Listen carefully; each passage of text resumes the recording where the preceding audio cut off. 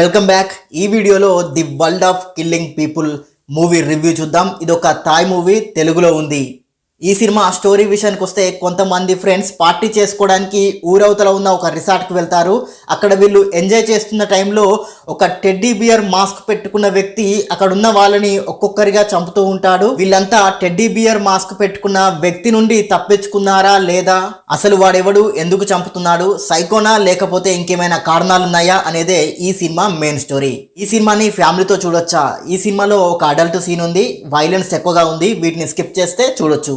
Plus points: ఈ సినిమాలో ఒక ట్విస్ట్ ఉంటుంది, అది అన్ఎక్స్పెక్టెడ్ ట్విస్ట్. ఇదొక్కటే ఈ సినిమాకి plus point. Minus points: story అంతగా ఇంప్రెస్ చేయలేదు.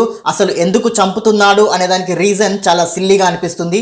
సినిమా డ్యూరేషన్ తక్కువగా ఉన్నా కానీ లాగ్ అయినట్టు అనిపిస్తుంది. సినిమా ఎండింగ్ బాలేదు.